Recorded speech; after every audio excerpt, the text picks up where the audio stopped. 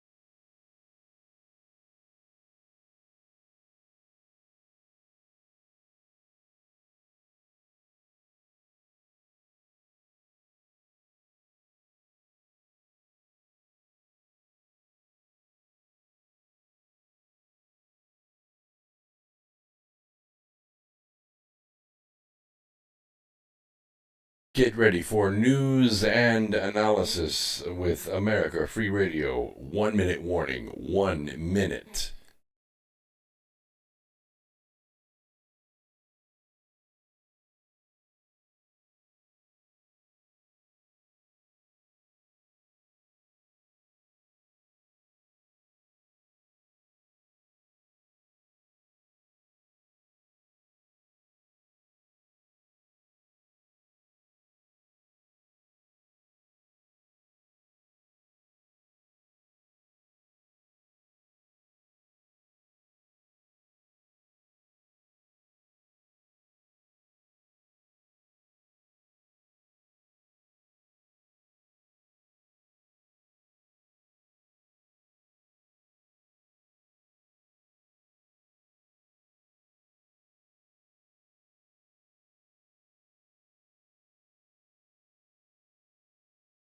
Provided a neutral standpoint during the dissection of the topic at hand. That's Reality Extraction with Mr. Rowe on Revolution Radio. Many years from now, would you be willing to trade all the days from this day to that for one chance, just one chance, to come back here and tell our enemies that they may take our lives, but they'll never take our freedom!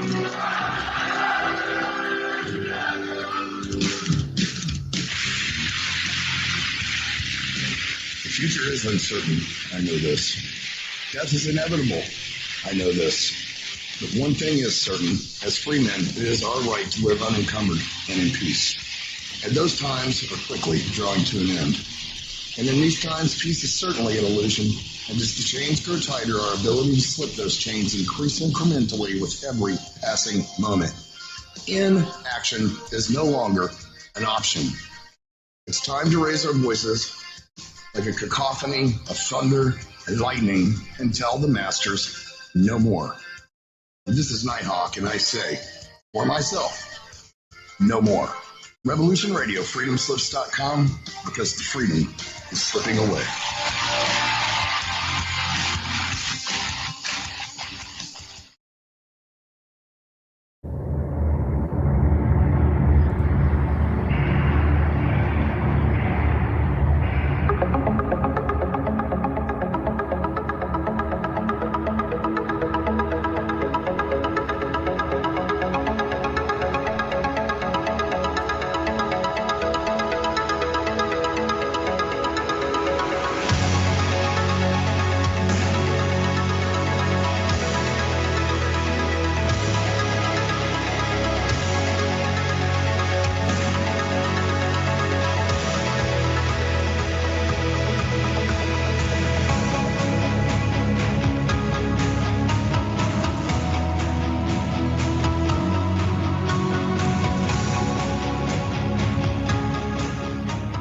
And greetings, Earth Explorers. Welcome to X Squared Radio. I'm your host, Brooks Agnew, coming to you live from an undisclosed location east of the Appalachian Mountains.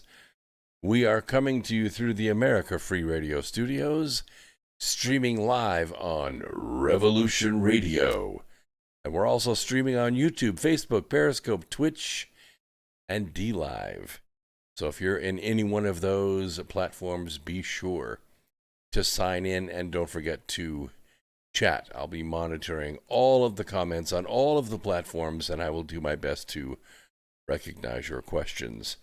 Tonight we're in the vice presidential debates. Going to start up about halfway through our program tonight. And so I thought it appropriate to cover some of the information that you're going to need that you're not going to get during this debate so that you can make up your mind intelligently. This is where the past meets the future, and here all the results are positive. We may go a little past your imagination, but have no fear. You will be safely traveling with us. It's been a long day, a lot of miles. Every one of us is working as hard as we can to be successful, not just to make ends meet, but to pull out of this funk that Operation Corona Scare has tossed us into with everything that we can. Blanche, welcome. Good to see you out there. Hey. Susie William, Moverling 5, wonderful to see you in there so early. Raz, let's see, Solar Flash, that's a new name. Thank you very much for the compliment. Good intro, he says. My opening is, who's afraid of Kamala Harris? Who even cares about Kamala Harris? And it's a good question, and we're going to answer that question tonight. But in breaking news, as I said, one of the great campaign questions would be, and certainly one of the great debate questions would be, so, Joe, if you were elected president, and let's just say you had one or two secretaries of state, and maybe a few other ambassadors and maybe some staffers, tied up in a money laundering scheme in a foreign country, and that foreign country were to bring charges against those individuals, would you let your former cabinet members go and stand trial to clear their names in that foreign country, or would you just kind of let it go? Would you do nothing? It's a great question. It's a great question. And the reason is because China Joe is actually under an active federal criminal investigation regarding his role in the Barack Obama administration's counterintelligence probe of the Trump campaign. And this is according to an investigative reporter named Paul Sperry. We checked it out. It is factual. Sperry wrote on Twitter that the investigation includes Biden's activities in Ukraine, and Ukrainian witnesses are reported to be cooperating. That means that they're not just cooperating with Ukrainian investigators. They're cooperating with FBI investigators.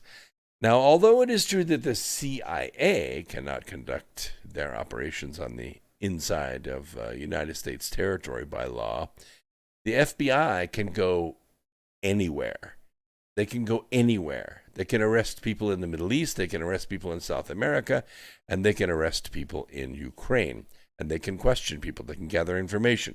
And this is exactly what Rudy Giuliani was doing for the last 3 years. Going there, collecting information, gathering testimony, and affidavits. You know what an affidavit is, right? That's a sworn statement that someone signs that says, if you call me in, I will testify to these facts and this evidence that I witnessed, and I will do it before a judge. That's what an affidavit is. During the 2016 election, the Democrats' presidential nominee, Hillary Clinton, was investigated by the FBI for her use of a private email system to transmit classified information. That investigation never saw the light of day. It was smashed. It was smashed by the current administration. Sperry said yesterday that House investigators joined the Senate Now, that's very rare, isn't it? House investigators joined the Senate.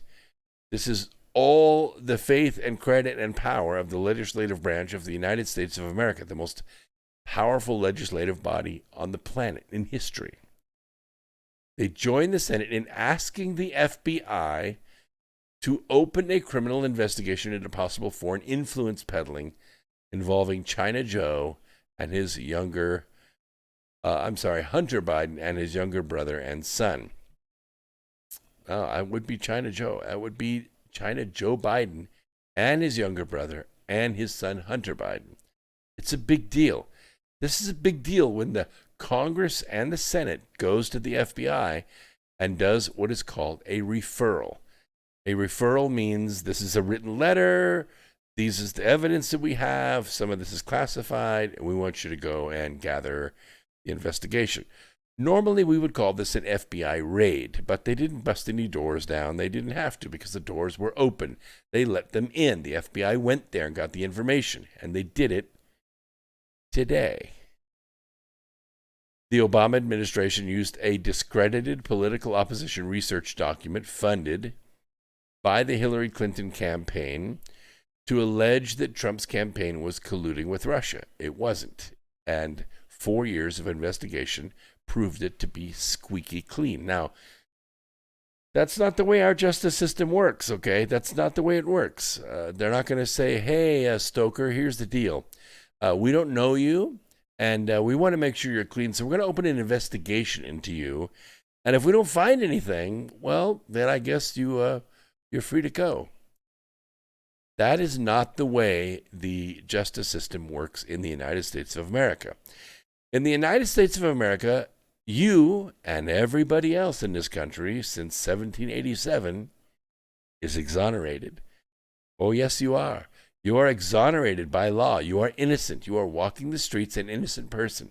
Oh, you could be accused, and there could be alleged crimes, but until you are tried in court before a jury of your peers and found guilty, you are exonerated. That's the way our system of justice works. So, by the way, good to see you out there, Eric. I'm so glad you're there. He says, China Joe's innocent because he can no longer remember. Yes. Well, I think that you could probably refer him to a hospital for the criminally insane. Anyway, a 2-year investigation. Now think that out for a second. That's a long investigation by one man. But this wasn't an investigation by one man. This was an investigation by over 150 FBI agents. Ooh, that's a lot of agents, baby. Yeah, a 2-year investigation by Robert Mueller's team failed to support the claim that Trump colluded with Russia. And now a Senate report has revealed Obama was actually briefed on an alleged plot by Hillary Clinton's campaign to spread the story that Trump was tied to Russia in order to divert public attention from her own email scandal. Yes, it's true. I'm going to put this link. It's actually a searchable link. You can click on it. It will take you to the Brennan CIA memo notes, okay? I'm not going to read them on the air. I don't have to. It's a matter of FBI factual evidence. But what I will do is I will put this in the newsletter, okay? I'll put the link in the newsletter, which you're going to get right after the program. And then you can click on it yourself and you can read it because it's pretty damning. I mean, it really goes to the aorta of this entire China Joe Biden campaign. And you're going to see the core of the criminality of what's going on before your very eyes. Now, before I go on, I just want to say I get questions all the time. You know, where's Joe? Where's Hunter? Well, I told you back in the primary, because someone asked me, who's going to be the candidate that runs against Donald Trump? I said, well, that's obvious. Everybody knows who the candidate's going to be. It's going to be not Trump. Yes, it's going to be not Trump. That's why Joe stays in the basement. What the Democrats are doing is they're letting Donald Trump be the only guy in the news. I mean, face it, right? CNN, MSDNC, all of the news outlets, they're all focused on Donald Trump. If you stick a mic in someone's face on a sidewalk and you say, can you tell me why you're supporting Joe Biden for president without using the name Donald Trump? I don't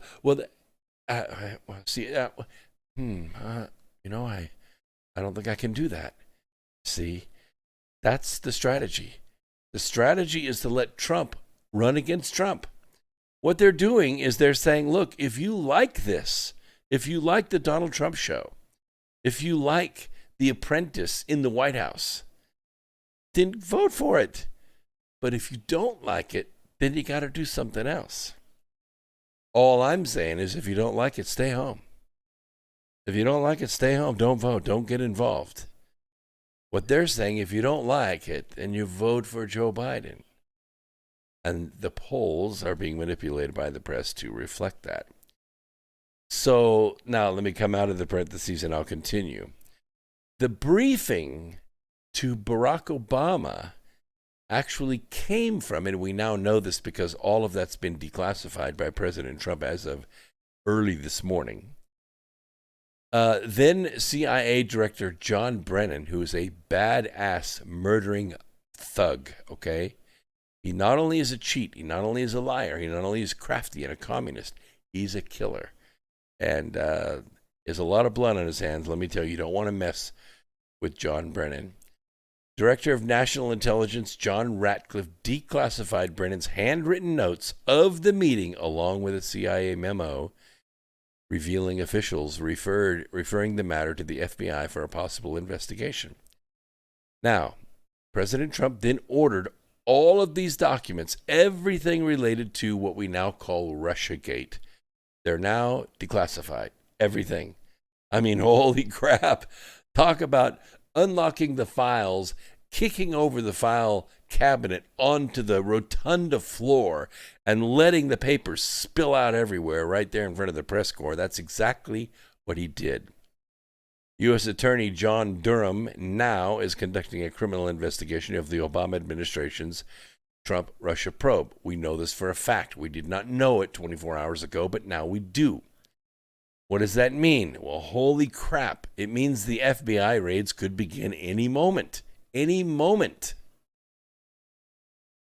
Sperry, this investigative reporter, recently reported that at Real Clear Investigations that Brennan also actually edited a crucial section of the intelligence report on Russian interferences in the 2016 election.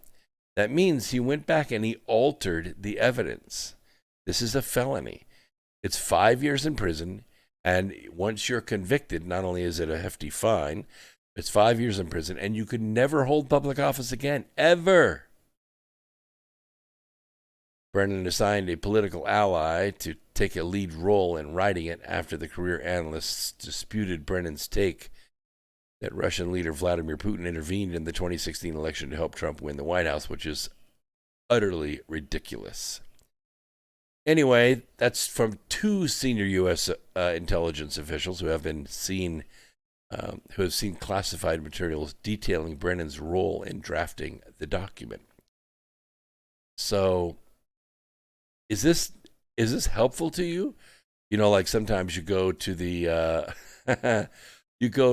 Amazon and you read a review. You know, it'll have a review on there. It'll say, was this helpful? Was it not helpful? Do you want to report it? You know, whatever. Everybody is clicking, it was helpful. Yes, this is helpful. We need to know this before the debate. Now, you're not going to see any of these questions tonight, unless, of course, Mike Pence asks them. I'm getting there. Don't get ahead of me. Don't get ahead of me. Last week, the Senate released the results of a year-long investigation by two committees that found Hunter Biden's business deals while his father was vice president raised an alarm among U.S. government officials who flagged the conflicts of interest, which were enormous. They were put your eye out enormous, and possible criminal activity ranging from bribery to sex trafficking. Oh, it was huge. They tracked the money. And President Trump tried to bring this up during the debate, and Chris Wallace slammed him shut, interrupted him, wouldn't let him bring the evidence out, wouldn't let him bring the factual evidence out. And, of course, Biden didn't want to hear any of it. I deny all that. That's been debunked by everybody. No, it hasn't, Joe. In your dreams, Joe. In your diapers, it's been debunked. The report found Obama administration officials ignored clear warning signs about ethical conflicts. Hell, they didn't just ignore them. They endorsed them. And I'm going to explain why. So hang in there. One of the biggest revelations was that the U.S. Treasury Department flagged payments. Yeah, they actually flagged wire transfers collected overseas by Hunter Biden and business partner Devon Archer for possible illicit activities. Oh, they were having fun. Yeah, fun with the money in Ukraine. Who can blame them, right? I mean, everyone knows Ukrainian women are the most beautiful women on the planet. Absolutely, bar none, right? Yes? No? Well, you just never met any then. The report by the Homeland Security and Governmental Affairs Committee and the Finance Committee addressed some of the concerns raised by Hunter Biden's lucrative salary. It was big. It was like $83,000 a month, that's big by anybody's, standards. You can have a pretty good party on that amount of money. And the salary was given to him by Burisma, which is a Ukrainian natural gas. I want to say a natural gas company, and sort of they are, but they're more brokers. You remember Enron? The Enron scandal. Enron was brokering grid electricity. And what happened was California found themselves on the short end of the extension cord, and they had to go buy grid electricity, and Enron was more than happy to sell it to them at a premium price. And Enron made a buku amount of dollars. And of course, the guys from Enron, they went after him with Weissman. Weissman's one of the lapdog, attack dog, bulldog, Jehovah's Witness dogs that was employed against President Trump. They employed him against the Enron guys, and he put them all in jail. Of course, the Supreme Court reversed all that stuff and let them all back out of jail because they were all improper. Everything, all bunch of exculpatory information was held back, and Weissman was just he was just a dog, like I said. Well, he wasn't a dog. A dog is loyal and will run hard after every ball. He was a crook. Anyway, all of this was set up, and the money was being fed to Hunter Biden to talk to his dad from time to time, because his dad, China Joe, controlled the taxpayer money that was U.S. taxpayer money that was being sent from America to Burisma to be laundered through that company. And of course, there are handling charges and kickbacks and such. And there was his trip with his father aboard Air Force Two to Beijing. Hey, got plenty of room on the plane. Hunter, why don't you come over with us? You never know. We'll have some good Chinese. Anyway, while he was there, he struck a $1.5 billion deal with a state-owned company, that state being Communist Chinese Party. And the deal was Hunter had this little thing called a hedge fund. A hedge fund is kind of like, when you buy two stocks, let's say. You buy one stock that benefits when oil prices go up, and you buy another stock that benefits when oil prices go down. And if they kind of stay in the middle, then both stocks make money. That's called a hedge fund. You basically are protecting, you're hedging your bets. So if the market does one thing, you make money. If the market does another thing, you make money. You never actually lose money. And that's why they call it a hedge fund. In rare cases, it will actually make money. But here's the deal. The broker that handles the money makes money because he gets a commission. every single time there's a trade, he scoops a little bit off the top for himself, right? He makes a trade for $200 and he scrapes 20 off for himself. That's the way it goes. So, yes, the fund makes, enough to keep afloat, enough to not lose any money. Maybe it reports a, 14, 15% gain, which is kind of modest. But the broker, he gets to skim some money. And everybody wants to do it. And since Glass-Steagall was repealed by Bill Clinton in 1993, the banks like to do it. Yeah, Citigroup, Deutsche Bank, Wells Fargo, Fifth Third Bank, they all do it because now it's legal. They can do it. They can gamble like this. They can do money markets. They can do stock portfolios. They can do all kinds of things, including hedge funds. But one of the things that they all like to do is manage the freaking money. Well, where do they get it? They get it from you, right? They say, well, if you've got $500,000 or more to manage, come on down. We'll fix you right up. We'll invest that money and you won't lose a dime.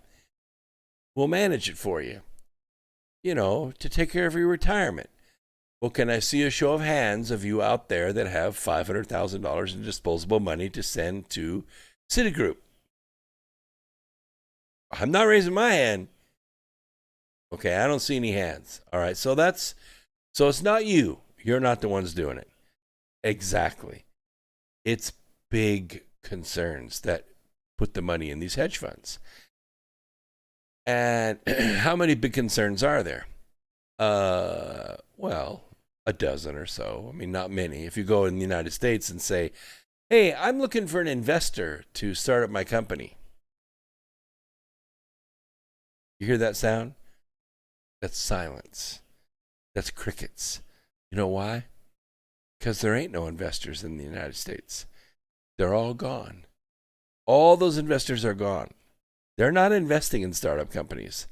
They're not investing in startup companies.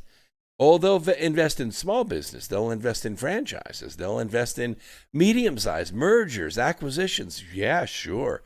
Even divestitures and liquidations. But not startups. We're at the lowest level of business startups ever since 1675. That goes back a ways, doesn't it? Since 1675, we're at the lowest level, lowest percentage of startup businesses ever in the United States. Well, how can that be? I mean, how can that be? Small business is the backbone of the American economy. Yes, it is. But a small business and a startup business are just one CPR away from one another. The startup business is dead. The small business has had a little bit of CPR. Somebody jumped on the chest and got it started. More than likely, you worked your ass off and saved your own money. Worked your ass off and you saved your own money and you started your own business. You and 2 or 3 of your friends and your grandfather or your uncle, you started the business. You took the risk. You mixed the cocktail. You did the grinding. You did the fabricating. You did the 3D printing of the programming. You did it.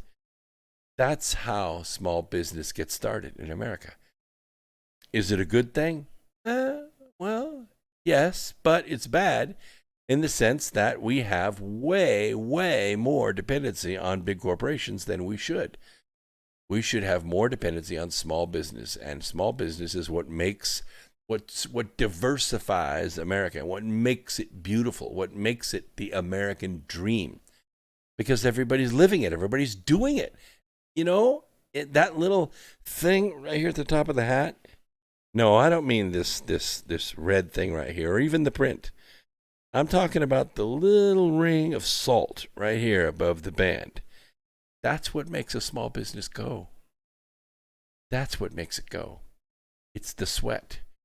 It's the hours that you put into it. That's why those of us that are successful or working on their way to be successful, we don't work no 40-hour-a-week job.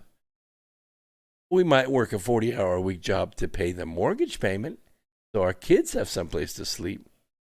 But then there's the other 40, 50, 60 hours a week that we work every single week for 20 years, 30 years, 40 years, 50 years to make our business successful. That's what makes success in America.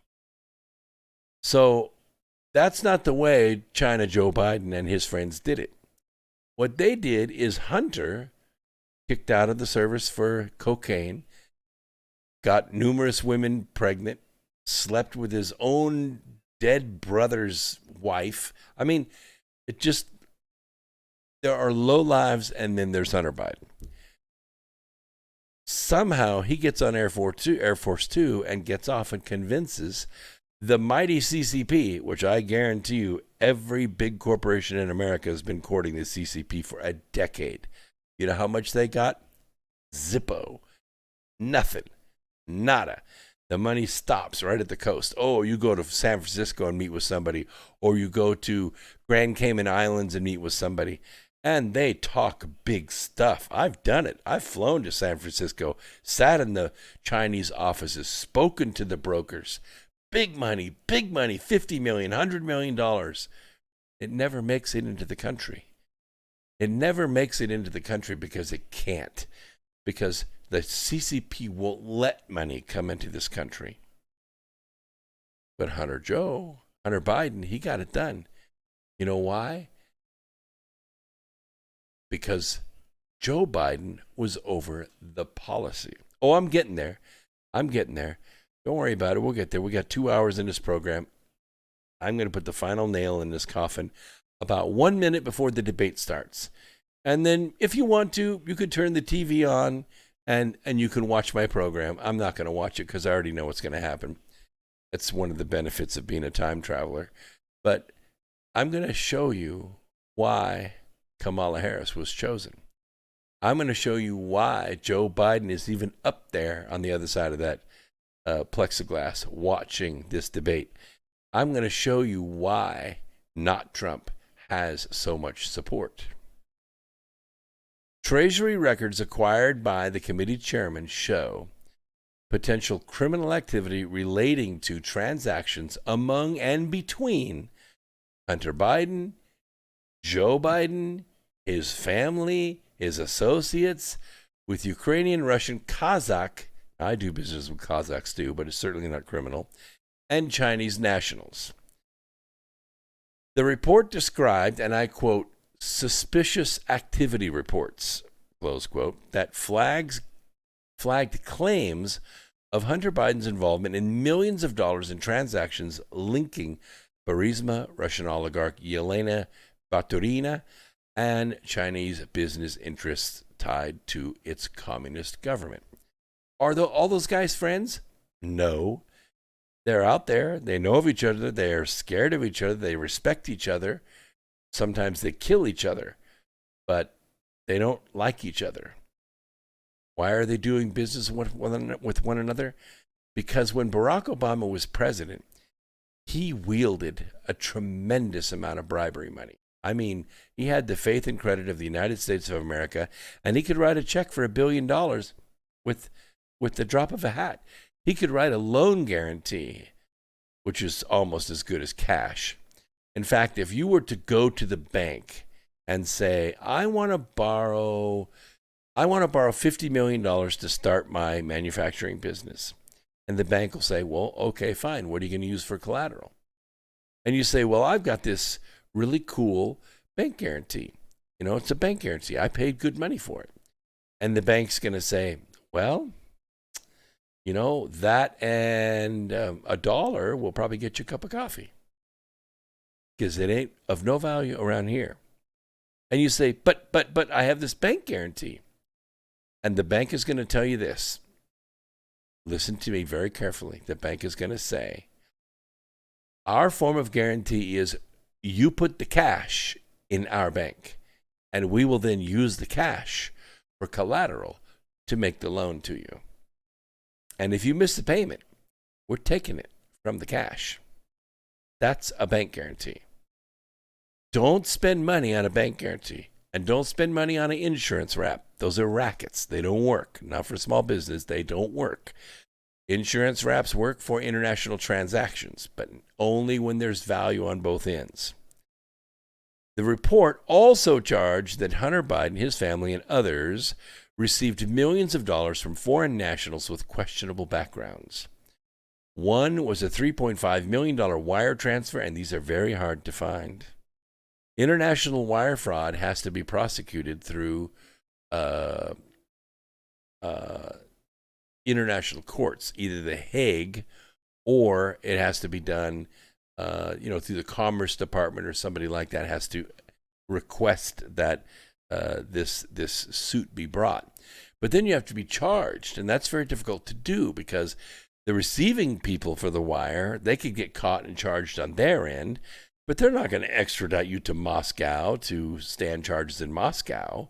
No, you have to be charged in your home country, which means Moscow has to come to New York, has to come, to the law enforcement agency in New York and file charges, and you have to be charged in New York for your illegal wire fraud.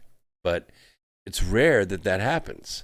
It's rare that it happens. That's why a lot of startup companies go to London, or they go to Amsterdam, or they go to Madrid, or they go to Morocco, and they meet with foreign investors. They meet with people from Dubai or Qatar, or they meet with people from sometimes the Netherlands, because they have money and they're not bound by the same blue sky laws that we're bound. In the United States of America, you have to do what's called the Reg D if you're going to do a private offering. And this has to be registered with the SEC, the Securities and Exchange Commission. You can't just, live in one state, say Oklahoma, and go on the internet and say, hey, people in South Dakota, why don't you invest in my company? You see, that violates blue sky laws. You have to be registered in order to be able to do that. It's a Reg D. Even crowdfunding is done under SEC guidelines. You can only raise a certain amount of money, and it has to be under certain guidelines, and it can be easily revoked, which it often is. And sometimes the money's frozen and held up because it's suspected of being used for illegal activities. All kinds of regulations apply, but not when you're dealing with foreign investors. If a foreign investor is willing to put $50 million in your company for a minority share, do it. Because you know how much power a minority shareholder has in a company in the United States of America? None. You just threw your money up a horse's rear. But nevertheless, you can still convince them.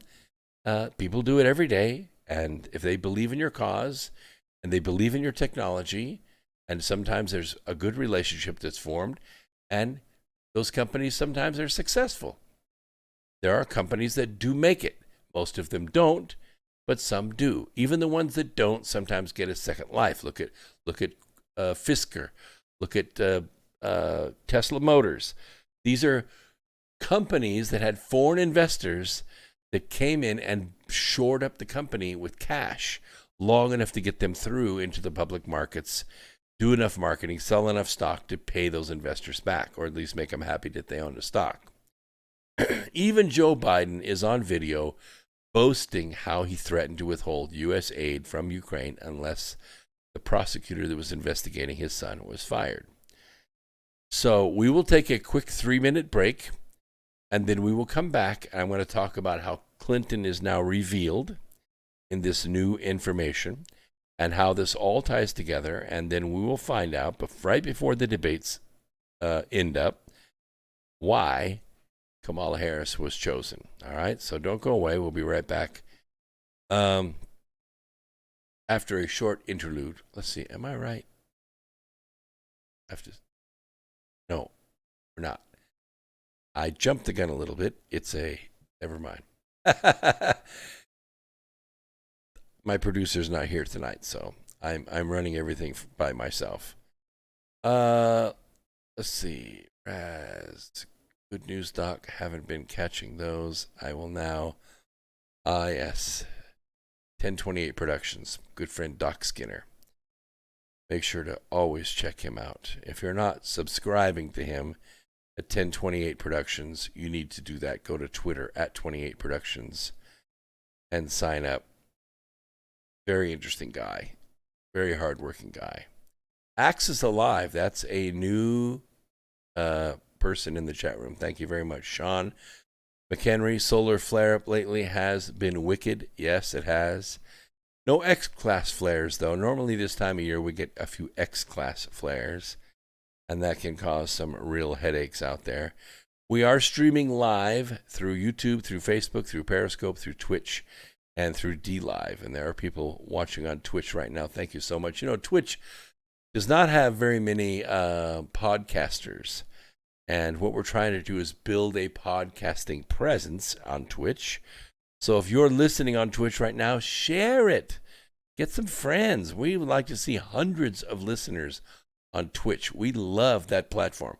I'm not much of a gamer, but podcasting is really hot, and we're one of the hottest podcasts in the country. So it's a good thing to be involved in. All right, and we like to see other things besides YouTube controlling everything, because we get, as along with everybody else, we get squeezed by YouTube for various reasons.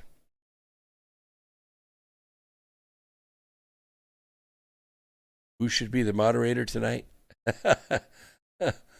Professor Bauer, good to see you. Nice to have you here. All right, let's go into this. The Director of National Intelligence, John Ratcliffe. Now, he's doing a great job, I think. Don't you? Yes? He's doing a great job. Yesterday, he declassified 2 documents that showing that President Obama's CIA feared in the summer of 2016, and I think it was more like May-ish. And here's the reason I say this, because in May, I have it on good authority, maybe even before that, March or April, the Clinton campaign had caused the FBI to put spies not only into the Trump campaign, but also into Ted Cruz's campaign. And they may even have put spies in John Kasich's campaign for a short period of time. Why do I say that? Because in late April, early May, we did not know who the candidate was going to be in 2016. Remember? Everybody had a path to get the nomination. Ted Cruz was coming on strong, well-respected, but also hated by the establishment in Washington. John Kasich was trying to run on Newt Gingrich's record, saying it was his own and it wasn't holding water. I think the spies kind of bailed out of Kasich's campaign, but they stuck around in the Cruz campaign. So I'm thinking that this CIA worry will extend it earlier than the summer of July 16, because this memo says that through the monitoring of Russian sources, it deemed it credible enough to bring Obama on it in July of 2016. So the spying had already been going on, not because it was from Obama, but because it was from Hillary Clinton. Remember, Hillary Clinton was not in the State Department anymore at this time. She was up until 2009, late 2009. Late 2013, after she'd assassinated Muammar Gaddafi and Benghazi had been wiped out and killed Ambassador Stevens. After that, she came home and she was wore out. People looked at her and said, "Oh my God, there's no way this woman's ever going to run for president." And I said, no, don't you count her out. She'll get a few baby blood transfusions and some androchrome and some makeup and some Botox. Trust me, she will be running. And she did. She did. So I think that she was the one that caused the spies to be put into the campaign. And Obama was only brought in July of 2016, because it was May 26th that Donald Trump was actually secured the nomination. So all of this referred the intelligence to the FBI in September of 2016 for possible investigation, because what they wanted to do is they wanted to shoot holes in Trump's steamship. They wanted to derail the Trump train. They wanted to force it into a full-on FBI investigation so they could say How can you have a presidential candidate that's under federal investigation? Wait a minute. Isn't that how we opened tonight's program? That China Joe Biden is under federal investigation and he's under investigation in Ukraine? Yeah, that's exactly what we did. That's exactly what we did. The warnings came as the FBI was just starting its Crossfire Hurricane probe into now disproven Trump-Russia collusion, which, by the way, they never had to do, but they did anyway.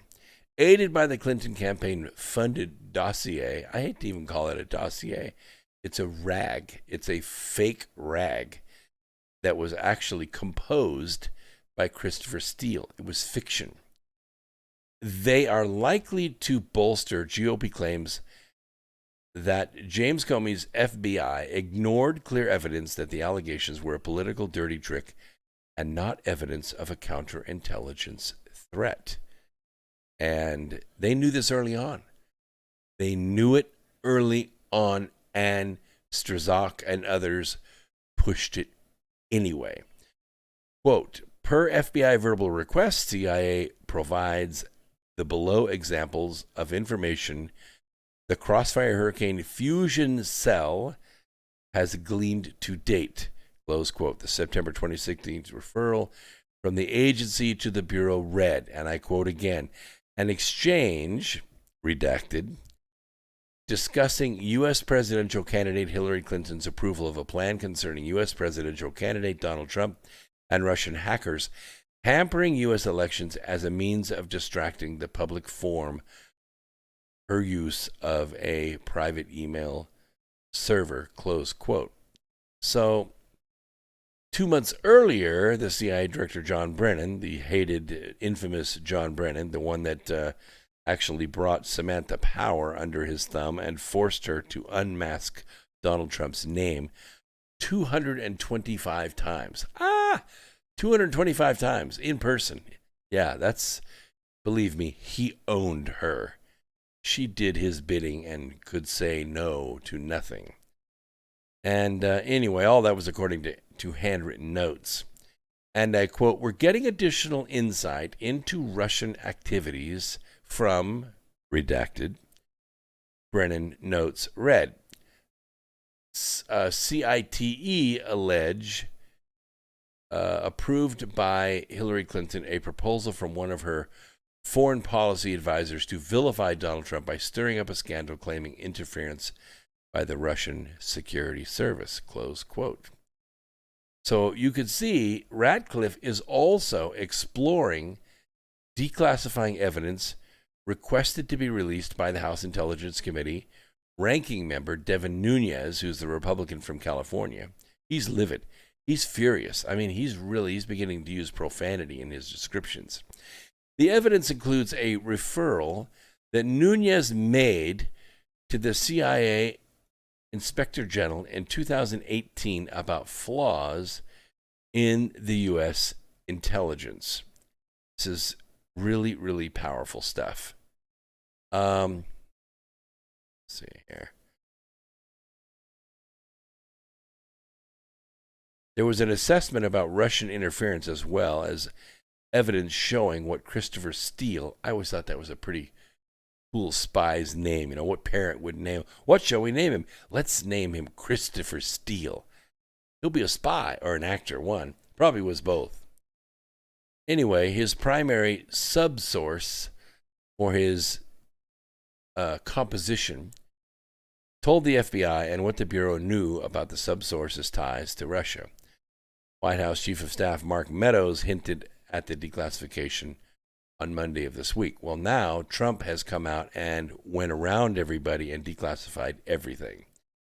And that's what the president has the power to do. Once he declassifies it, it's declassified, just like that. Now, they can refuse to release it, but it's still declassified. Nunes said he believed the evidence, including three interviews the FBI did with Steele's subsource, confirming that the composition was flawed. It is actually explosive because we never knew this stuff before. The documents that are underlying what we now have seen, I've only seen a few of those. They're definitely smoking guns, Nunez told Fox News Bartiromo on Sunday. I watched it. I'll tell you, Nunez was mad. He was mad. He said every damn one of them need to be in jail. Yeah, you rarely hear him say that. That information definitely needs to be made available to the American people. Yeah, the American people need to see the 3 reports. You know, at least from the Democrats' Russian spy that they hired. So those are additional documents we need to see. Democrats have already previewed their planned attacks, suggesting the release of evidence just a month before the election was political and possibly infected with Russian disinformation. Yeah, well, you should have thought about that before you decided to delay everything all the way up until the election. It's your fault that it's coming out at this time. Democrats argued that Clinton wasn't behind the Russia collusion probe, are strongly challenged by the evidence because she was. Steele testified he told the FBI in his first meeting about his composition in July of 2016, and that is probably a lie. That Clinton had authorized his research, bank records and testimony showed Steele's dossier was paid for by the law firm, Perkins Coie is its name, representing Clinton's campaign and the Democrat National Committee. We can't investigate the trust of the firm because these kinds of things are like, sacrosanct in the legal world. But probably, if we could audit it, we would see the money coming from Hillary Clinton and going through the law firm's trust. It's big stuff. It's really, really big stuff. And you need to know this because in about 15 minutes, this debate is going to start between Kamala Harris and Mike Pence. And I'm sure that the moderator's not going to ask any questions of Heels Up Harris. The questions are going to have to come from Mike Pence. Now, I don't have any doubt that Mike can do this. I could do it better. But that being said, you remember Mike used to do this on TV. He used to, be an MC on TV. And he used to be governor, and he's a bike rider, and he's a debater. So I think that the strategy of attacking him as a homophobe and as a white nationalist is going to flop. Because Harris lacks one thing. Well, she lacks a lot of things, but the one thing that she lacks is a period. Yep. Oh, no, she can use commas, and she can use even semicolons, and she can use and but and therefore and all of that, but she doesn't know how to use a period. The woman doesn't know how to finish a sentence. Okay, watch for yourself. When she comes on, see if I'm not right. See if I'm not. She begins every sentence with, well, I would say that. Yeah? Or I would ask that. And I'll bet you that she can't complete a single sentence, which, by the way, will have about 750 words in it, each sentence, if it does have a period. And she won't be able to finish a single sentence without mentioning Donald Trump. I'm just serious about it, okay? So, why Kamala Harris? Viewers of vice presidential debates, they typically comprise, political junkies, which are probably not you guys. I doubt very seriously that the 100 or so people that are watching me live on YouTube and 40 or 50 on Facebook, and let's see what we got here. We got people watching on Periscope and Twitch and DLive. I don't think they're going to bail and go watch the vice presidential debate. Nope, I don't think so. I think you're going to stay right here because what I'm about to reveal to you is the key to unlocking the mystery of Kamala Harris. I know I know all. I don't know all the names. I like Heels Up Harris because it's it's family rated. Okay, there are other ones, but yeah, I get it. I got it. I got it. But let's just be civil. Yeah, that's what I said. Nutball News. I asked the question: who cares about Kamala Harris? Exactly. Well, this year, with Mike Pence and Kamala Harris set to debate tonight in about 10 minutes or so in Utah, it's more likely than any race in living memory that those vying for the vice presidency may have to fulfill their most solemn duty. You see, here's the deal. We're going to get a few thousand people that watch this YouTube. And, even Sean Hannity, he's going to reach, 2-3 million people with his program? Maybe 4 million? Maybe Rush Limbaugh in a week's time will reach 20 million. This debate tonight will reach 80 million people. And here's the important part. Listen for it. The important part is these aren't Hannity's fans. These aren't listeners to Rush Limbaugh. These aren't even listeners to America Free Radio, although they should be. These are people who are followers of Joe Biden. These are not Trumpers. These are never Trumpers. They're watching to see Kamala Harris carve up Mike Pence. Well, actually, he's going to debate both Kamala Harris and the moderator, okay? And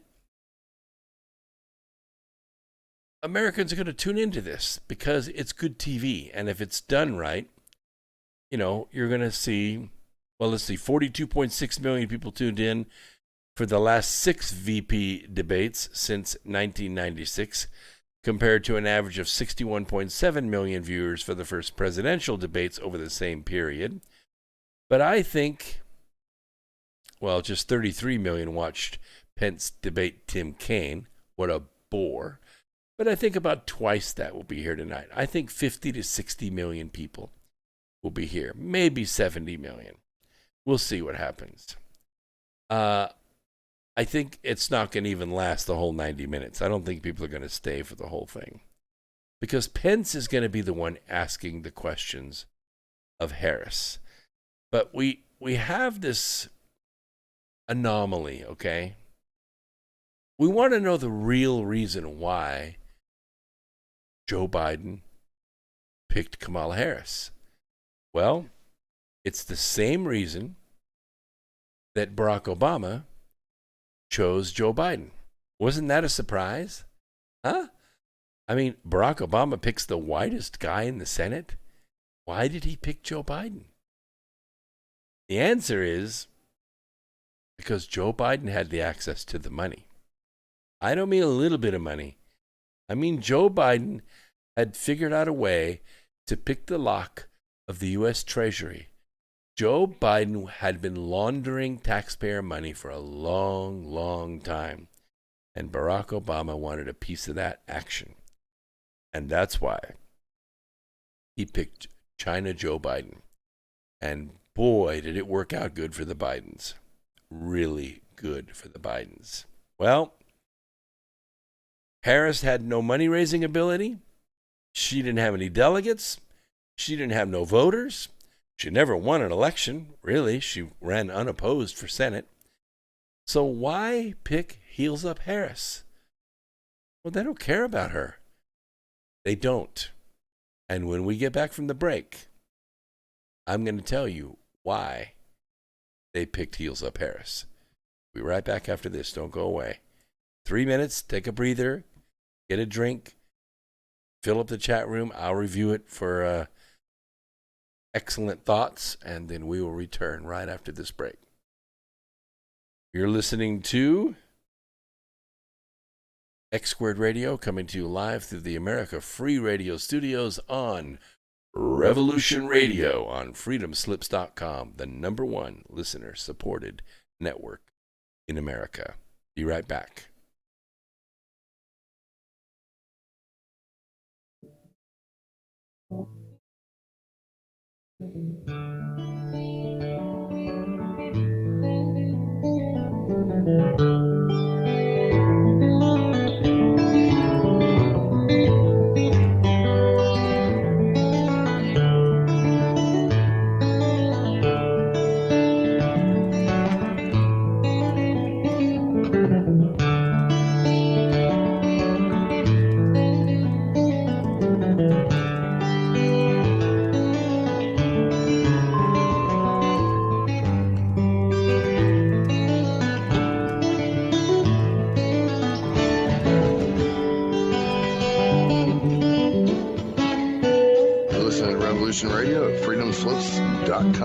We'll be right back after this message.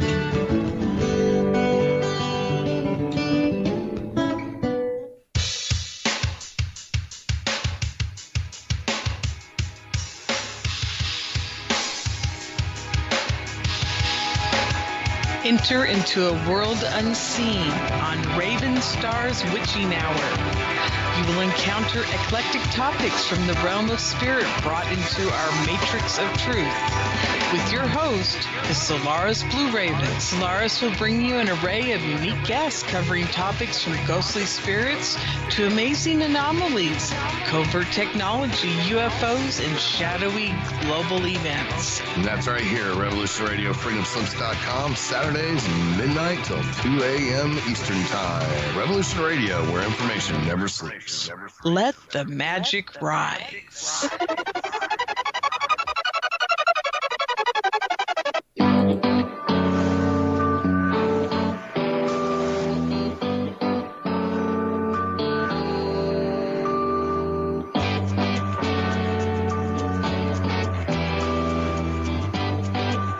We're an anarcho-syndicalist commune.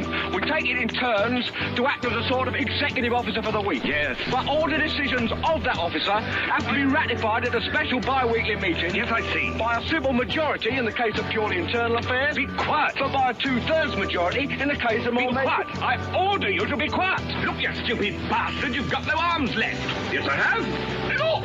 It's just a flesh wound. I don't believe I've seen such a display of courage, skill, nerve, grace, and stupidity. I'll do you for that. Oh, what? Come here. What are you going to do, bleed on me? I'm invincible. You're a loony. The Black Knight always triumphs. Roundtable Live, Monday through Friday, 1 a.m. till 4 a.m. Eastern Time. Bring your mind, bring your ideas, bring your voice. King Arthur had nothing on us here at Revolution Radio, freedomslips.com. This is the people's war. It is our war. We are the fighters. Fight it then. Fight it with all that is in us. And may God defend the right. Warning, warning. We gotta stop them! They're gonna kill us all! See how the trouble you've started? Be they the government, be they industry, be they organized labor, be they anyone, or human beings. Time when the operation of the machine becomes so odious, makes you so sick at heart that you can't take part. You can't even passively take part. And you've got to put your bodies upon the gears and upon the wheels, upon the levers, upon all the apparatus, and you've got to make it stop. And you've got to indicate to the people who run it, to the people who own it, that unless you're free, the machine will be prevented from working at all. Revolution Radio at freedomslips.com, the #1 listener-supported talk radio station, throwing ourselves upon the gears of the machine. Revolution Radio, where information never sleeps. You called down the thunder, well now you got it. Right, you tell them I'm coming, and hell's coming with me, you hear? Hell's coming with me! Revolution Radio.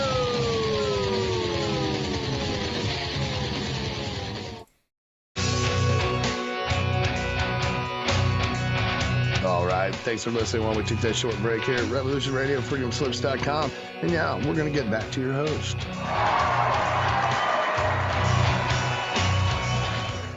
All right. Very good. Thank you very much for the break. And thanks for the good comments in the chat room. I'll comment shortly. If you have bought one of my books, I got 7 bestsellers out there on Amazon, so please afford yourself. You didn't get it signed. That's the thing, because Operation Corona Scare shut down all of the events this year. So we didn't get to see each other face to face. I didn't get to sign your book. So I got the next best thing. This is a signature card, okay? It says the present from the future. And you see this blank right here, this gray square? What I'm going to do is sign my name in that. And then you're going to take it and peel the adhesive off the back and stick it inside the cover of your book. And voila, you have an autographed copy of the book. And these are free. I will send them to you. Just tell me how many books you bought. I'll send them to you free. just the shipping and handling, whatever the postage is to get it to you, and I'll send it to you. It's just an idea I had one day when I'm thinking about what am I going to do? All these people didn't get a chance to get their book signed. And I will also send you one of these. This is an armband. You notice one of these stretchy rubber armbands you can put on, and it says the present from the future. So you can wear that, or you can, hang it from your mirror. It's a good conversation piece and get things started. The reason I put the ad up here for Contact in the Desert is important because Contact in the Desert is the largest UFO conference on planet Earth. It's enormous. It has been growing and growing and growing for a lot of years, and it's now gotten about as big as we want it to get. And so the founders are going to limit it to 8,000 people. I know it should be bigger, but we're going to limit it to 8,000. And the reason is because we have the best speakers in the world coming to this.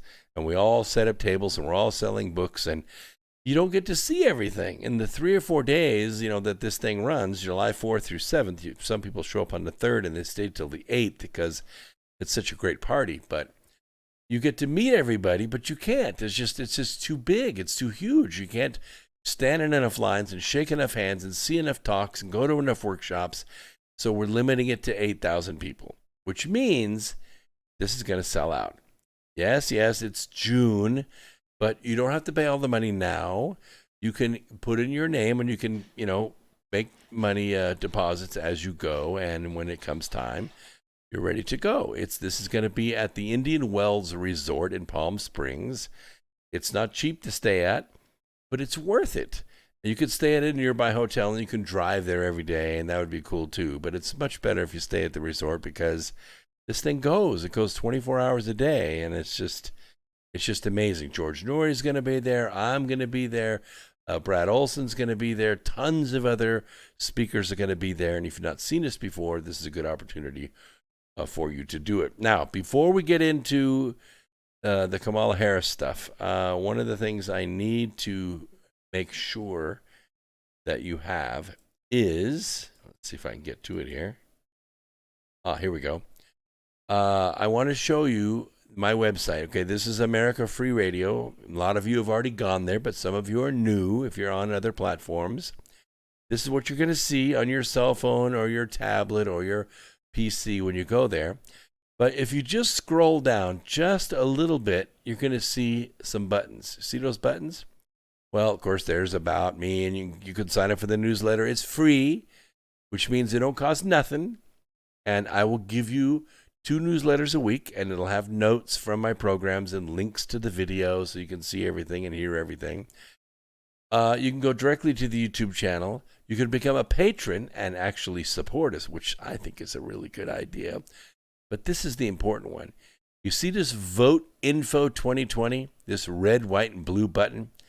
Right there, right on the front page. This is the top of the page. You just scroll down just a little bit. Boom, there it is. If you click on that, it's going to take you to vote.org, which is early voting by state. And guess what? Every state is there in alphabetical order. Your state is there, I promise you. And if you click on it, well, it'll tell you when early voting starts. Like in Illinois, it starts 40 days before the election, and it ends the day before election. And then, of course, you can go election day and vote. In Indiana, 28 days, Iowa, 20 days, Kansas, 20 days, Kentucky, 21 days, Louisiana, 14 days, so forth. Like my state right here, North Carolina, because we're in an undisclosed location east of the Appalachian Mountains, it's 19 days before the election. I guarantee you, the first day of early voting, I'm going to be in line. It ends 3 days before the election, but that's going to be behind me. And then I'm going to be providing rides to all kinds of other people to get to the polls and back so that we can get voting. Now, the thing to pay attention to is there are 11 states here that you can't do that. Let's look at Hawaii. Look at here. Hawaii has transitioned to all mail-in voting starting 2020. How are they going to do that? I have no freaking idea. Normally it takes about 10 years to make the transition to mail-in voting, but Hawaii is just going to do it. There's no early voting, and there's no way to vote other than mail-in voting. If If you're thinking you're going to wait till election day and you're going to go to the polls in Hawaii and vote for the president, you're going to be sadly disappointed because there won't be any polls open. You have to do mail-in voting. If you haven't started in Hawaii, you don't have much time. You have 27 days. Get it done. Okay, there are 10 other states that have Colorado, no in-person early voting. Here's a real surprise was South Carolina. Look at this. South Carolina does not offer in-person early voting or no excuse absentee voting. South Carolina. There are 11 states like this representing 70 electors.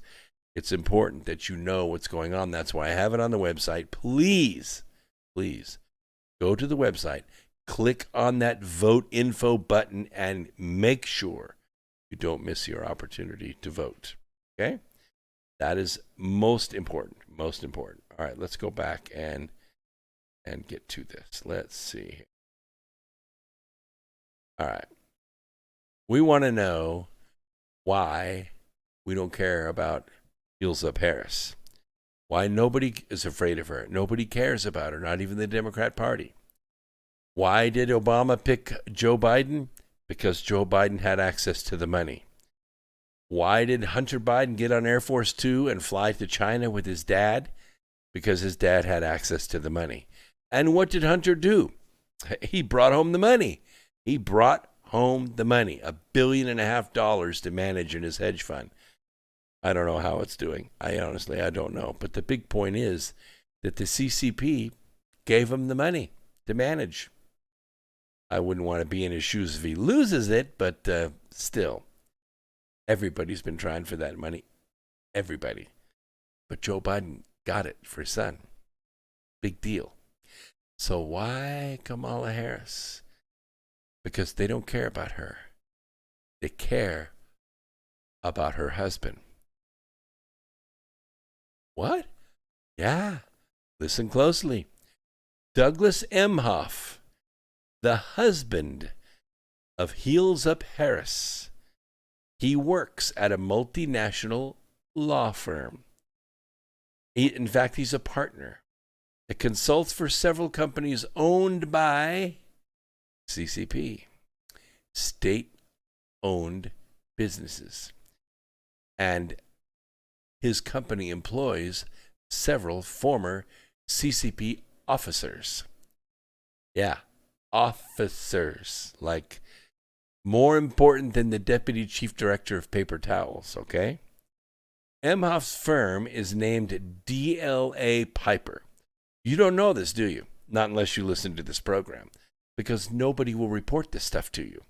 But I will, because you need to know why a woman who has never won an election in her life, she's never had any votes, she doesn't have any delegates, she doesn't have any money, she can't raise money. Why was she picked as the VP candidate? Because he consults for several companies inside the CCP. They boast of 130 years of experience dealing in China, as well as a team of 140 lawyers who make up a China Investment Services branch. Heels Up Harris's husband has served as a partner in the firm's intellectual property and technology practice and its media, sport, can you say Major League Basketball, National Basketball, National, all that, right? Yes, Major League. Everything sports and entertainment sector since 2017. Media, Twitter, Google, Facebook, and yes, YouTube. Some of the media like DLive and Twitch and others not controlled by the CCP. We really applaud you guys for getting a foothold, and we're going to keep giving you this very high quality podcast material. It only shows up live there. So if you're on those media right now and you're cruising and you go to the little podcast category, guess where we are right now? We're right there with all of our listeners right there. And you can be part of it. All you have to do is get there. while it's live. They don't keep archives. Got to be there when it's live. We're going to continue to grow in that alleyway. To assist in its China-focused consulting, DLA Piper has China desks in both the United States and Europe, which raises questions about whether China's closeness to Emhoff's business could be exploited by the communist nation to gain leverage in the White House should Heels Up Harris win with China Joe in November. DLA Piper has received big awards from the China Business Law Journal and China Law and Practice. The National Pulse notes of the firm's hiring of former Chinese communist officials. Ernest Yang, who serves as the firm's head of litigation and regulatory department and co-head of international arbitration, was appointed to the Chinese People's Political Consultative Conference in 2013. The CPPCC wow, that's hard to say. The CPPCC serves as the top advisory board for the Chinese Communist Party. You hear that? The top advisory board for the Communist Chinese Party. And Yang was promoted to the body's standing committee in 2019, right as Operation Corona Scare was being released.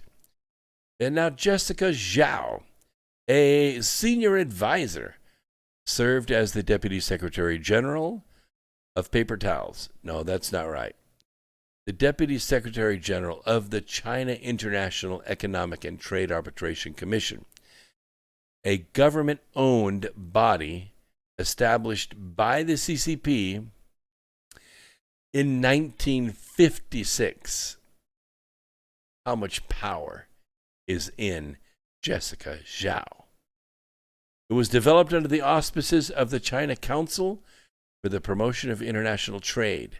You know, the one that we had an $800 billion trade deficit with, a governmental body for the furtherance of China trade promotion. How about Gloria Liu? Gloria Liu, who is a partner at DLA Piper.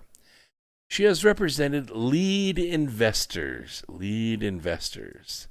in deals with, ByteDance, the company of controversial social media app TikTok, which President Trump is set to ban out of concerns that it feeds user information to China. Liu's role, DLA Piper says, involves liaising, she's a liaison, with the central and local authorities in China. Another consultant, Mr. James Phillips. He identifies himself as having advised the Chinese embassy in Canberra, Australia. That's one of the Five Eyes, right? Australia is pretty close to China, but you remember that Australia was also involved in the plot to overthrow President Trump. DLA Piper has regularly worked for China's Communist Party. The company proudly admits that it served as an advisor for two government-owned airlines, China Eastern Airlines and China Southern Airlines. Yes. So all of this from DLA Piper. Additionally, DLA Piper advised China Merchants Group, a state-owned company under the direct supervision of the Chinese Communist Party State Council, on a $2.5 billion tech deal. CMG calls itself a crucial participant and promoter of the national initiative of the Belt and Road. You know what that is, don't you? You can look up LaRouche PAC and you can find out all about it. An initiative by the CCP to gain greater economic and political control of the developing world, which means third world countries. Third world countries that don't have 2 pesos to rub together. The CCP goes in with a little organization called the Development Bank. Yes, the Development Bank. And what they do is they make loans, infrastructural loans. Yes, they might build schools, but they also build roads and dams and power companies. They're responsible for completely strip mining Tibet and enslaving the Tibetan people. All of this through what is called the Belt and Road. It is designed to make China unable to have the sun set on the Chinese empire. You remember the British having the same claim? They did it with ships and guns. China does it with loans. Another company advised by DLA Piper is Huarong Investment Stock Corporation Limited. It is a subsidiary of the CCP's bad debt managers. Then there's China National Gold Group, a state-owned mining and refining company. You have to understand where this all ties in, because in some respects you have to have value flowing into the system. In South Africa, you are familiar with the term blood diamonds, yes? You know what that is, right? Where diamond mines and emerald mines and tanzanite mines and all that were being used by warlords to fund. They were taking the diamonds and trading them to gun merchants, you know, Lord of War with Nicolas Cage, yeah, trading them to gun merchants for weapons, and then they would use those weapons to fight wars. That's what warlord means. And then what happened is a little organization called ECOWAS was formed. ECOWAS is the Economic Council of West African States. And what ECOWAS did is they moved in and seized control of all the diamond and metal mines, everything. They control it all. So if you want to do business in South Africa, you have to go through ECOWAS. It keeps the warlords kind of out of the business. But it also opens up for huge corruption and bribery between countries that have cash, like China, and the controllers of the mines. So ECOWAS and China are becoming almost incestuous, the way that they're doing business. And this is why, one of the main reasons why China controls all of what are known as rare earth metals. You know what rare earth metals are, yes? Let's see. I might have.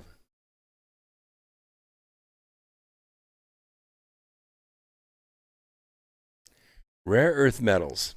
Now, these have, natural properties that other metals do not. For instance, this one happens to be magnetic. You see that? It's magnetic. The concentrated version is called neodymium. Neodymium. These are what are known as rare earth magnets, and they're very powerful. They're very powerful. What are they being used for? They're being used to make electric motors and generators for electric vehicles, right? They're also being used in wind generators. Yeah, that's where all this comes from. And everything, lithium and rare earth metals, are all controlled, vastly controlled by the CCP. The reason they're controlled by the CCP is they have almost endless amounts of money. They have endless amounts of money because we gave it to them. We gave it to them. We borrowed money from them and we paid interest on those debts. And that's where they got the money. That's where they've been buying up and going out and scooping up all the rare earth metals in the world. Another client is Tencent, which hosts the WeChat app. Just used it yesterday. Can't help it. I had to have an answer from China and went to WeChat and I got the answer in minutes.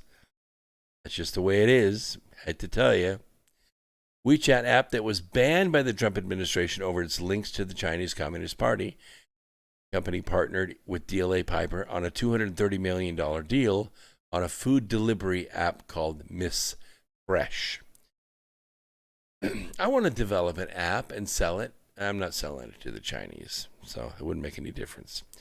DLA Piper has a strong strategic partnership with the Cohen Group, a consulting firm founded by former Secretary of Defense and Joe Biden endorser Bill Cohen.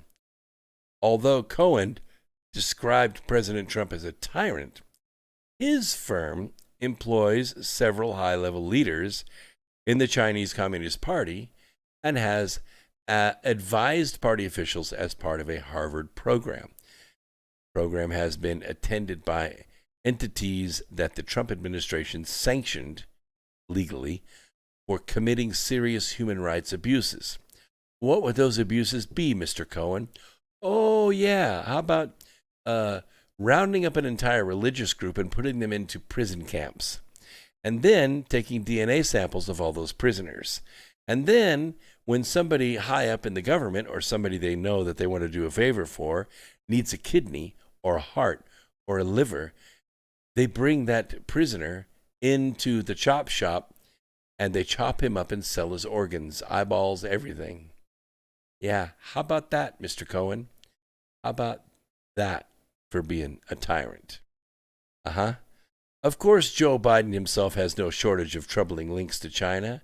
His son Hunter got rich off the Chinese coal, while his father was in the Obama administration making war on American coal, and helped China acquire strategically sensitive American assets. What was also going on during the Clinton administration? While Bill and Hillary Clinton were raping the United States, one of the best sources of low sulfur coal, clean coal in the United States was in Utah. Yes, in Utah. And Utah was negotiating the sale of this coal to power generation industry and other industries because it was so good. It was so low sulfur, so low polluting. What did Bill Clinton do? He moved in and declared the entire area a national park. And of course, when he did, he took all that coal off the market. Why did he do that? Because the Chinese wanted that market. The Chinese had their own source of coal they wanted to sell into that market. This is the same Hunter Biden who made $80,000 to $83,000 a month while working at a shady Ukrainian law firm, and his father helped keep from being investigated by holding $1 billion of loan guarantees that the federal taxpayer, U.S. taxpayer, paid for hostage. When President Trump tried to look into the matter, he got impeached. Between Biden and Harris, a Democrat win in November would likely turn the White House into another satellite office for Beijing. And that, Earth Explorers, is why Heels Up Harris was chosen as the vice presidential candidate. Oh, she's up there doing her little dance today, with no periods, by the way. I would say that, and I could just hear her saying it right now, and just start the sentence. Start the sentence. And, but, therefore, and I would ask, and therefore, and but, and there you go. And that's everything that Kamala Harris is going to say. Of course, she's going to attack Pence for being white. She's going to attack Pence for being a man. She's going to attack Pence for being a Christian. She's going to attack Pence for being straight, which makes him automatically a homophobe, which means he's disqualified, right? Can't be vice president if you're a homophobe. All of these things are going to come out in the next 90 minutes. Oh, you can switch over there and watch it, but I just gave you the cliff notes of it. So now you know why Kamala Harris was chosen. Not for her money-raising ability, certainly not for her speaking ability, and not for her ability to cross-examine Supreme Court justice nominations. No, not for that either. That was the most disgusting thing I ever saw in my life. She didn't bring any delegates. She didn't bring any following. All she brought was her husband. The Chinese Communist Party wants an office in the West Wing. And the sad thing is, they're probably going to get it. They're probably going to get it. So let me just check the chat room real quick, see if there's anything. Thank you very much, Raz. I appreciate that. Let's see. Don't people serving in the government need complete background investigation, including their family? That's what Halfbreed says. No. I mean, yes, they're supposed to have. In order to get a security clearance, you have to have all this stuff checked out. Oh, they go back. They check your, in high school, did you smoke dope, or did you have an abortion, or were you addicted to cocaine, or did you have a sex change operation? All that stuff. They go into all that. Yeah, they find out all that stuff. Did you have a sibling that committed suicide? Have you ever been bankrupt? Have you ever stolen anything or been convicted of a crime? All of that stuff is investigated. It doesn't necessarily count you out because you can still be elected to office. But what it does mean is you can't get a security clearance. You can't get a secret clearance. You can't get a top secret clearance. There are certain committees you can't serve on because they talk about classified information, but you can serve. You can serve. And no, literacy has nothing to do with it, obviously, because you have Maxine Waters and you have Sheila Jackson Lee and you have Frederick out of Florida. These are functionally illiterate human beings, and they have no business being in Congress, but they are. And they're reelected over and over and over and over again. Yes. What? Leanne says, what? I knew it. The attorney. She said, Brooks, you do it every time. Yes, that's right. And he has taken a leave of absence. That's right. From his law firm. Yes, he has. Yes, so her husband has taken a leave of absence so he can help her on the campaign trail. But he's still a partner, and he's still connected. And if you only knew the amount of Chinese money that went into Biden's campaign, whoo, man, it would make a mafia boss blush, let me tell you. Talk about selling out America. Wow. I don't think we'll ever find it all. I don't think we'll find it all. Susie, I do agree with you. Okay, Susie says, money is so evil. Seems like it has been used for centuries for pure corruption. Yes. Yes. But here's the way it works. When we first got here, we were given a certain amount of land. And I'm talking about after the socialist experiment, after capitalism was tested, okay? We got a certain amount of land, and you were given a choice. You can grow, corn or wheat or soybeans or whatever on this land. And obviously you're going to grow more than your family could possibly use. But nevertheless, the corn all belongs to you. So you can either let that corn rot, or you can trade it. You can trade it for goats, or you can trade it for milk. You can trade it for cloth. You can trade it for other things. Well, that was fine in the small Plymouth community, which was basically in or around the fort that kept them safe and got them through the winter. But when the colony began to expand, because, after the first couple of winters up there, I know what I would say. Come on, baby, we're moving south. I mean, let's go someplace where it don't get so freaking cold in the wintertime. And so they come to North Carolina. Hey, it's not so bad here. Maybe you get a little bit of ice in the winter, but I can live with this, okay? I can get by with a beaver coat here in the wintertime for 6 weeks, and then, we're back into business. And it gets just as hot and sultry in Raleigh, North Carolina, as it does in Boston, Massachusetts in the summertime, except the mosquitoes aren't as big. But that being said, it's hard to ship that corn all the way up there, doggone it, and the sorghum and tobacco. It's just hard, and there's not a lot of trails, and the boats rip us off on shipping. So what they did is they figured out a way to do with currency.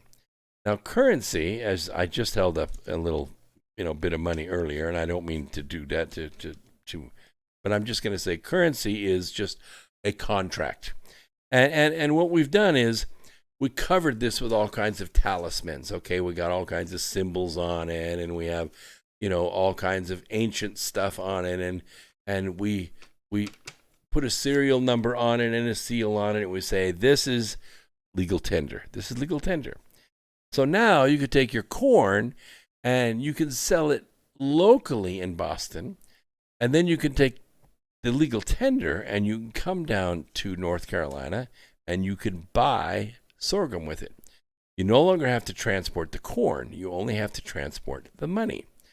Well, over time, the tradition of using checks, banks, where you could actually deposit the money at one end of the trail without being robbed, get to the other end of the trail, withdraw the money from the same banking concern, make your transactions, put the money back into the bank, take the caravan, so to speak, back to the north without being robbed because you're not carrying a bunch of money on you anymore, withdraw the money in Boston and make your transaction up there.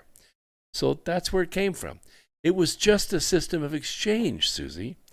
But what happened over time is that the banks got corrupted because they were around all the money. They had all the money down in North Carolina and Raleigh, and they had all the money up in Boston, and hey, they felt rich, even though it wasn't their money. So they started charging usury on the money. Usury. That means, yeah, you can deposit your money in our bank, but we're going to charge you a little bit for keeping it safe. Not too much, $5 a month. Of course, we have 750,000 accounts, so $5 times 750,000, you get the idea, right? You get the idea. It's about $4 million a month that they get to take in for doing what? For doing nothing. Nothing but sitting on the money. Nothing but just running the bank. Yeah. And that's where the corruption set in. The banks, being the possessors, the temporary guardians of the money, took license with it and made themselves rich.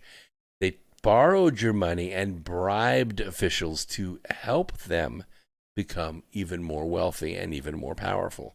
And so I would say, and I don't mean to sound like Kamala Harris, I would say the truth is that it's the love of money that is evil.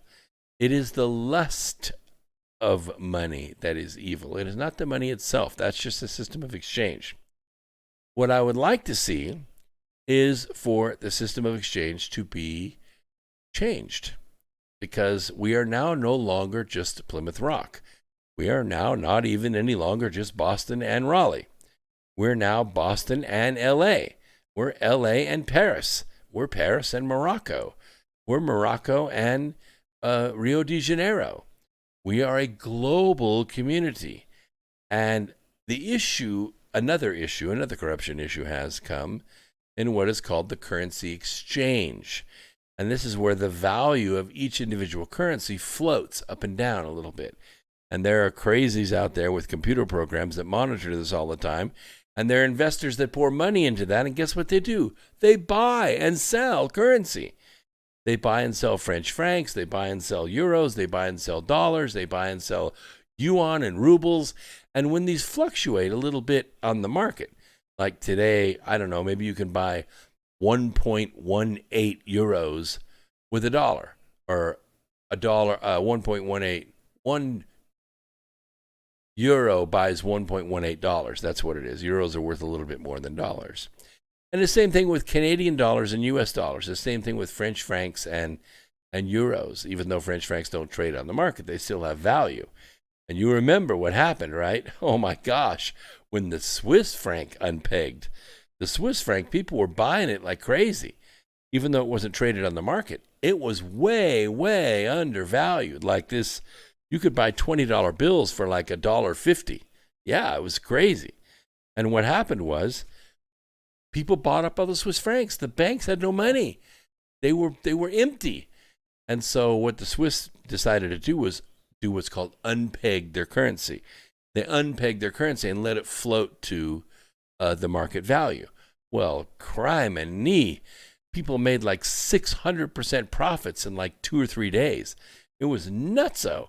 And then the Swiss repegged their currency. So it normalized again. But that's what I'm talking about. That's how George Soros became a billionaire. George Soros became a billionaire by shorting the Bank of England. He broke the Bank of England. Yeah, he cornered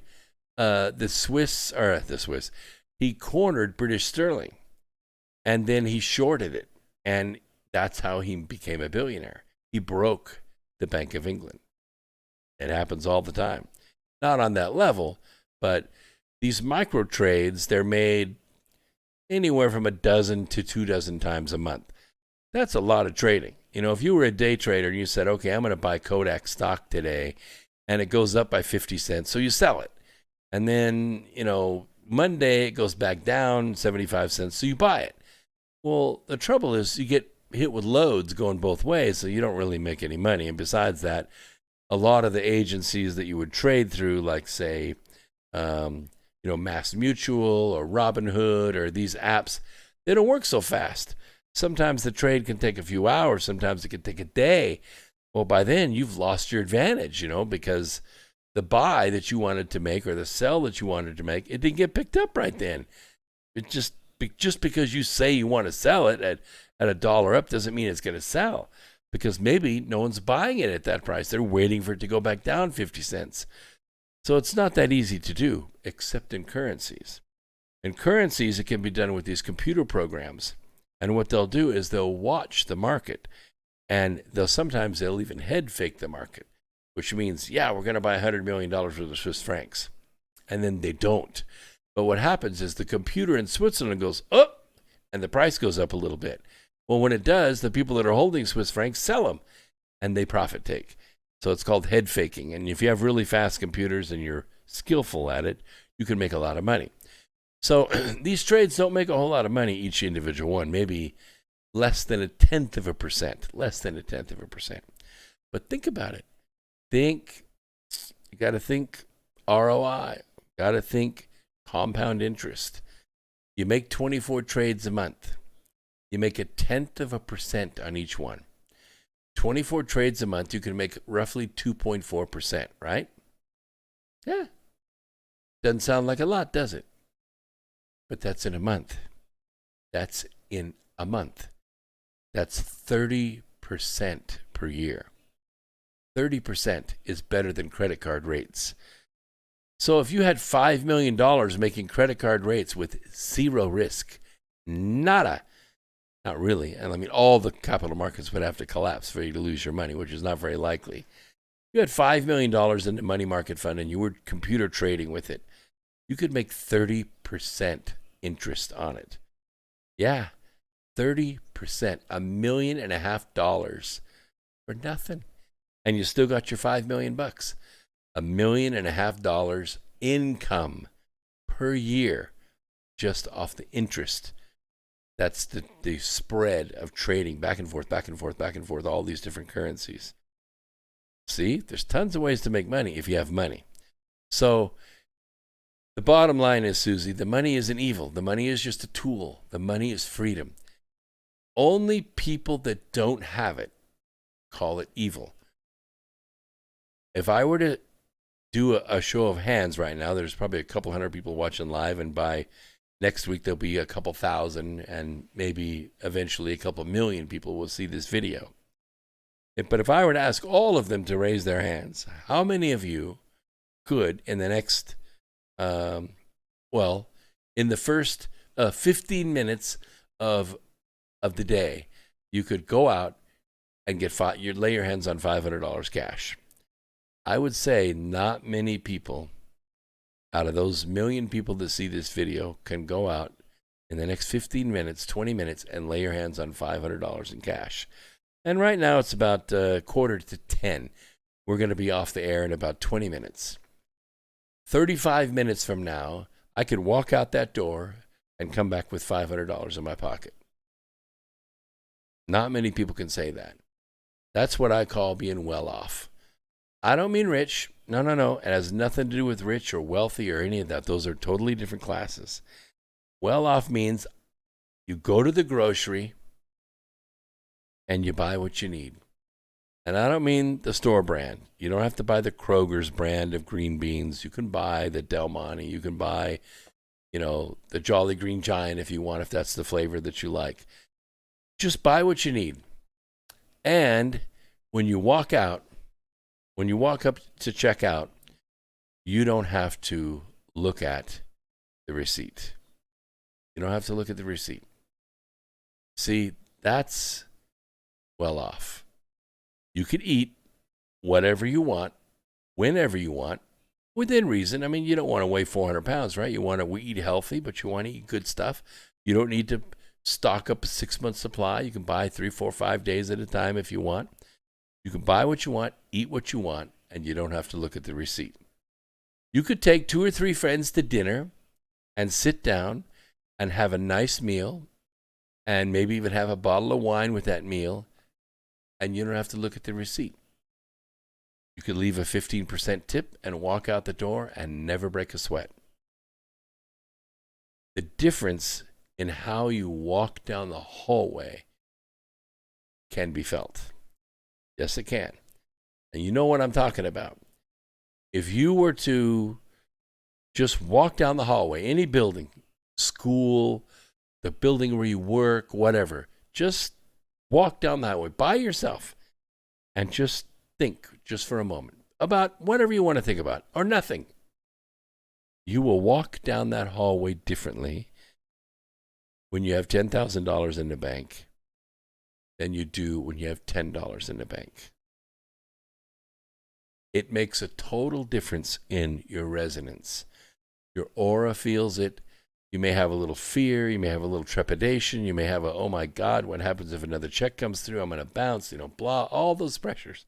They're subtle, but it has an effect on your aura. Money is just freedom. And you don't have to have gazillions. I certainly don't. But when you have enough money in the bank, it changes how you move. That's when they say, success breeds success. Why? Because it changes your resonance. It changes your energy, and you can feel it. When you look at a presidential candidate or a vice presidential candidate, go ahead. You can look over it. Go ahead. You can do it. Just look. The sound's off. Go look at the TV. You'll see the plexiglass screen in the middle, and you'll see Kamala Harris on one side and Mike Pence on the other side, right? What do you see? Yeah. I mean, a man and a woman and, colors and non-colors and all that aside, look at the aura. Look at the presence. Look at the way they stand. Look at the way they hold their head. Look at the aura around their eyes, the movement of the corners of their mouth, the nervousness in their voice, the clarity of their spirit and their word. This comes from this integrity, this purity that's inside of you. So when I say money is freedom, I just mean that you don't have to be rich. You just have to be confident in yourself. And that confidence comes with a mild amount of success. And it can be Rich Dad, Poor Dad. You ever read Rich Dad, Poor Dad by Kiyosaki? He basically said, skip the family vacations. Don't go skiing in the mountains. Don't take the family, to the beach and all that stuff.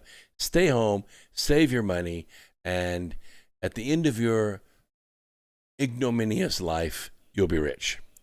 And the guy that's been having fun with his kids every weekend and taking 2 vacations every summer and going to the Boston Museum of Science for $45 a head and going down to Florida to see a launch of the space shuttle just because it's a fun thing to do, going go-kart racing or sailing or, playing soccer with his kids at the field or doing Little League, all of which takes a little bit of money and time and everything.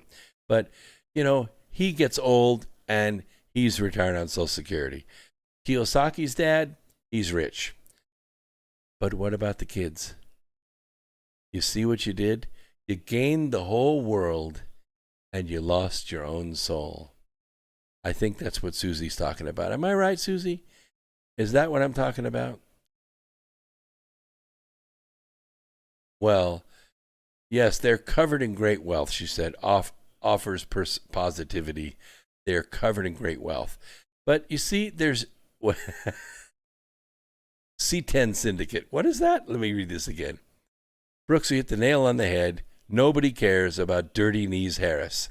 We call her Heels Up Harris, okay? So it's the family hour, okay? We only use family motifs here. High heels in the air. That's okay. Nobody cares about her. They care about her lawyer husband and the connections he has to the CCP. Believe me, they want an office in the West Wing. They want to know what's going on. That cyber hacking has got to be made a lot easier.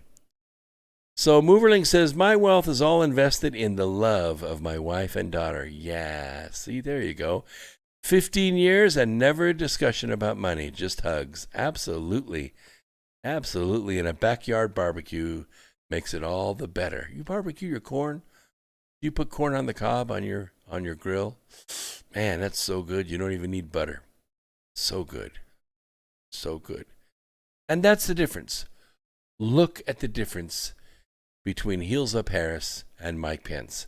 Mike Pence will not meet with a woman ever without his wife being there. You're sitting in the back of the room. Why? It's just an integrity thing. He doesn't want anything ever to be said about something he might have said to a woman. His wife's there to witness everything. His wife's there as his mate and his team member. And besides, he rides a motorcycle, which is cool. When you look at Harris, cheated her entire life. She's an anchor baby. You know what an anchor baby is? That means she was born to foreign citizens. Her father was Jamaican. Her mother was Indian. Neither one were American citizens. She happened to be born in America, but she was born to foreign citizens. There is no law that says that she's automatically an American citizen. It's just a custom because she was born here. She stayed until she was 8 years old. No, she didn't get on a freaking bus either. She stayed until she was 8 years old, and then her and her mother, who had already divorced her father by then, they moved to Canada.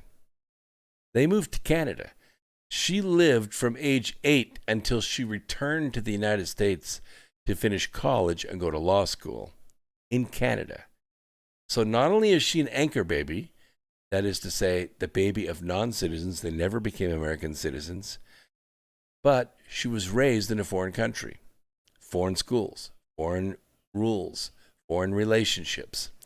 So, and I've said this before, but I'll say it again, if we ever went to war with India, God forbid, or we went to war with Jamaica, now that would be challenging, or we went to war with Canada, where would Kamala Harris's allegiances lie? We don't know. We don't know, right? That's the reason why natural-born American was put into the Constitution. That's why it was put in the Constitution originally, because they didn't want people born in Britain to come here to the United States and run for president. You had to live here. You had to be born of American citizens in America on American property to become president. Remember the whole thing John McCain went through because he was born in a foreign country, but he was born on a military base to Americans. So it was okay. He was born on foreign soil, but it was American soil because it was an American base, and he was born to American citizens. This is the big difference. Heels Up Harris wasn't born to American citizens, and she wasn't raised in America. But now all that aside, she makes friends with the power structure of Willie Brown in California. And, well, we'll just say that she used her skills at the time to get into the office. And Willie Brown was totally happy at sporting a lightly colored woman with natural hair, beautiful and sexy on one arm, and his wife on the other arm when he went to his public events. And she didn't care. She didn't care if they knew, and his wife didn't care, and the public didn't care. And so he gave her a job. And that job, well, it wasn't too hard. She only had to go to one meeting a month. One meeting a month. That's easier than this job. I have to show up here 8 times a month. One meeting a month. And for that, she made $72,000 a year. Not bad. And then she got an immediate promotion after that. Well, can I see a show of hands of those of you that would suck the chrome off a hitch ball for $72,000 a year?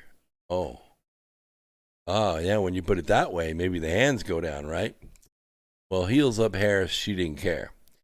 Because it wasn't long after that she ran for district attorney. She lost the election by a bunch, like by 30,000 votes. But that was the night of the election.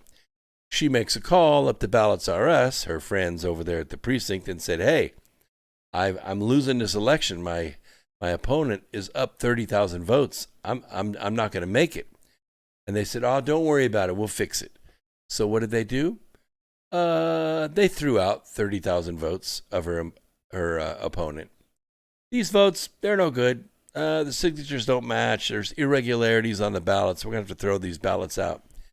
Guess what? Heels Up Harris won. So she was district attorney for 8 years. Then she said, well, I think I'll run for Senate. Actually, we're going to run for president, but we'll run for Senate. Well, the problem is there's already a Democrat that holds that position named Sanchez. So by this time, Heels Up Harris has a lot of dirt from her office. So she raises the dirt machine and goes after Sanchez with a vengeance. I mean, personally, just destroys her. Just destroys her, outspends her, runs negative ads, just blasts Sanchez. Sanchez loses the primary, and Heels Up Harris is in. Well, there is no Republican, so Harris runs unopposed. She ran unopposed and won her Senate seat. Within hours of winning that Senate seat, she started her run for the presidency. Within hours.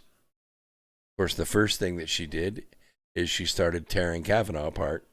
And what did she do with her 5 minutes each time? No periods, just commas, maybe an occasional semicolon, and, but, therefore, one lie after another, after another, after another. It was her campaign speeches. 5-minute campaign speeches. That's what she was doing. And it worked. Sort of. Sort of not. She didn't get any delegates. She raised no money. Nobody wanted her. Nobody cared about her. And when the race was on, she was the very first one of any significance to drop out. Boom. I quit. I'm done. You know why? Because I don't have to worry about it. They already came to me and said, hey, baby, you don't have to worry about it. Because you know what? We don't care about you. We want your husband. So you're in.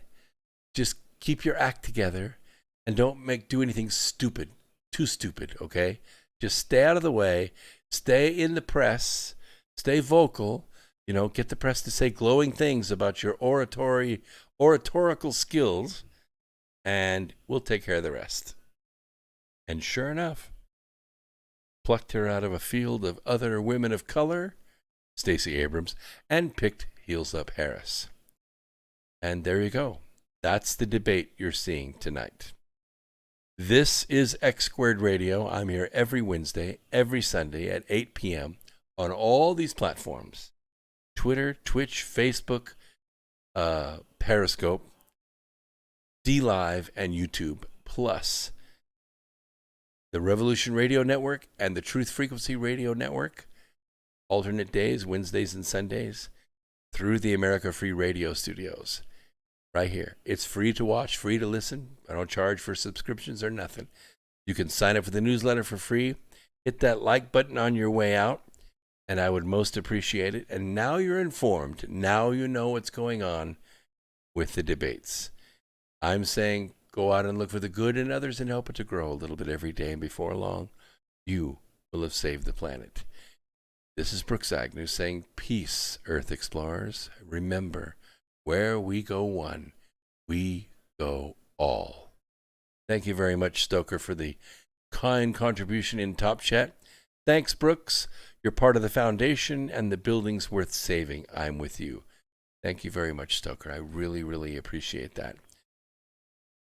Good to be here with you, my friends, tonight, and be good and productive this week. Stay safe out there.